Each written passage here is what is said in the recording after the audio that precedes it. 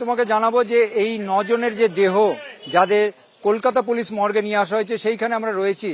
এই সামনে যে পরিবার ঢুকছে সেটা হচ্ছে সন্দীপ পাসওয়ানের পরিবার, যে 23 বছরের যুবক যেখানে কাজ করত, তার মৃত্যু হয়েছে। সেই তার পরিবারের সদস্য আদবে ঝাড়খণ্ডের বাসিন্দা তারা, তবে থাকতেন তারা নাগের বাজারে এবং এই হোটেলে সে বহুদিন ধরে কাজ করছিল।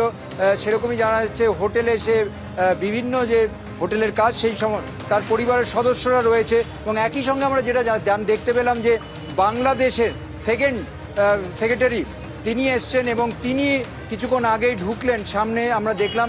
এবং একই পরিবারের 4 জন সদস্যের মৃত্যু হয়েছে, যেটা আমরা জানতে পারলাম যে স্বামী, স্ত্রী, শ্বশুর এবং তার সন্তান তারা প্রত্যেকে এসেছিলেন। এখানে যে সন্দীপ পাসওয়ান রয়েছে তার পরিবারের সদস্যের সঙ্গে কথা বলবো। यहाँ क्या कर रहे हैं आप लोग? सब अंदर गए हैं किस लिए? बॉडी को देखने के लिए गए हैं, मतलब आइडेंटिफाई करवाने के लिए गए हैं। पीएम शुरू हुआ क्या? ये नहीं, मुझे नहीं पता इसके बारे में। অর্থাৎ যেটা জানা যাচ্ছে ইনকোয়েস্ট প্রক্রিয়া হয়ে গিয়েছে, ময়না তদন্ত কিছুক্ষণ পরে শুরু হবে। তবে 9 জনের যে ময়না তদন্তের যে প্রক্রিয়া সেটা হতে সময় লাগবে। কলকাতা মেডিকেল কলেজের ফরেন্সিক বিভাগের প্রধান তিনি করছেন। এবং তোমাকে যেমন জানাচ্ছিলাম কিছুক্ষণ আগেই আমরা দেখলাম যে বাংলাদেশ হাই কমিশনের তরফ থেকে সেকেন্ড সেক্রেটারি তিনি এসছেন এবং তার পাশাপাশি আরও একজনের সঙ্গে আমরা কথা হলো, কৃষ্ণ নন্দী, তিনি মালদার বাসিন্দা। তার আত্মীয় দেবাশিস দত্ত, তার স্ত্রী, তার শ্বশুরমশাই এবং তার পুত্র সন্তান, তাদেরকে তিনি শনাক্ত করেছেন। তিনিও এসেছিলেন।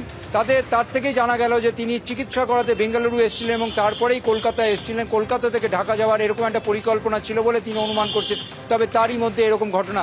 এই মুহূর্তে ময়না তদন্তের প্রক্রিয়া শুরু হয়েছে, কতক্ষণে শেষ হবে এখন সেটাই দেখার। পুলিশের পদস্থ কর্তারা রয়েছেন এবং এখনো অবধি 6খানি দেহ চিহ্নিত করা গেছে। অনেক ভয়াবহ পরিস্থিতি ছিল রাত্রের বেলায়, ওখান থেকে খুব কষ্টে বার হয়েছে আমরা। সকলে বেরোতে পেরেছেন? হ্যাঁ, আমরা 2 বন্ধু ছিলাম, 2 বন্ধু সেফলি বার শুধু বেরিয়ে পালিয়ে আসতে পেরেছি। একদম গ্রাউন্ড ফ্লোরে ছিলাম। কি পরিস্থিতি হয়েছিল? আমরা রাত্রে 2টার দিকে রুমে শুয়েছিলাম, তখন দেখলাম যে প্রচন্ড হাউকা হচ্ছে। পরে বেরিয়ে আসতে দেখলাম যে উপরে আগুন লেগেছে।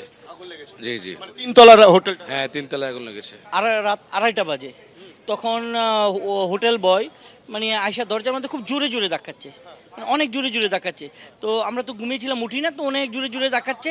তো আমরা খুব ভয় পেয়ে গেছিলাম যে এত রাতে আসলে কি হয়েছে। তারপর আমরা দরজাটা খুললাম, খোলার পরে হোটেল বয় বলতেছে এই বিল্ডিংয়ে আগুন লাগছে, তাড়াতাড়ি নামেন। পুরো কালো ধোঁয়ায় ঢেকে গিয়েছিল?